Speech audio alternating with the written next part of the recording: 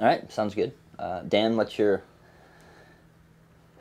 opinion on, or your explanation for why you think the Democratic Party will Clinton will represent the Democratic Party in running the government more effectively?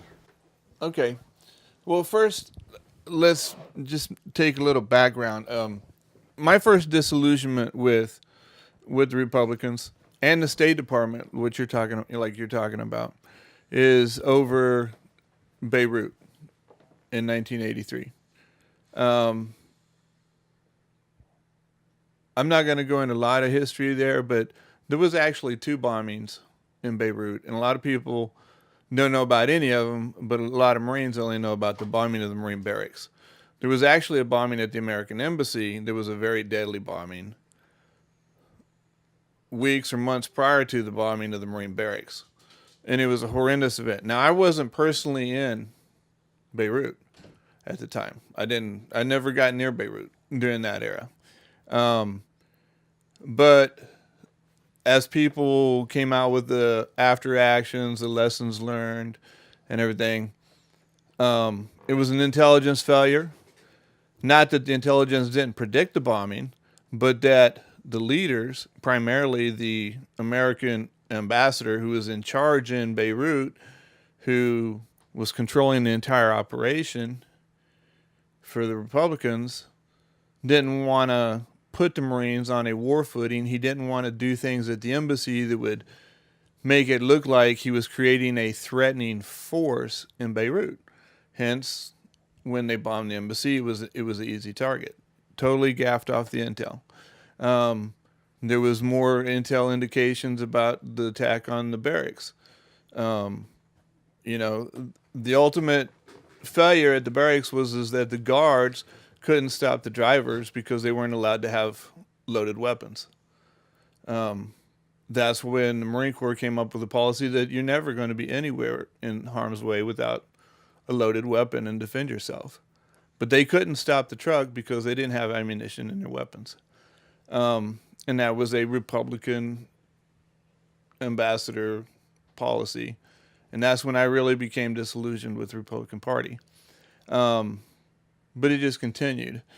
When you compare the economic factors from Reagan up until now, the Republican cut taxes and still spend a lot of money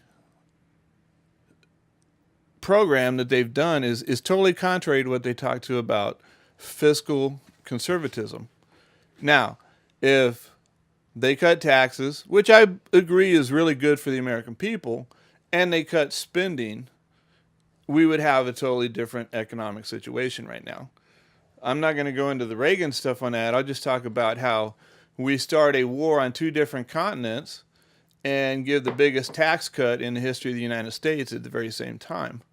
The most expensive war, the most expensive tax cuts at the exact same time. And then you want to sit here and talk about how Obama has the biggest debt in history. You're right. Under Obama, the debt in America is the biggest it's ever been. But let's look at all the root causes.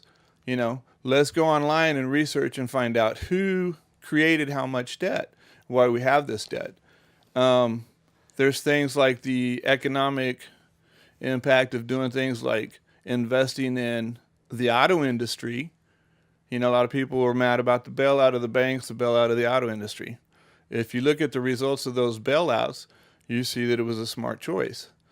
So those are just some of the things that I believe in about, the overall arching principles pushed by the Democratic Party that I think are what we still need to focus on.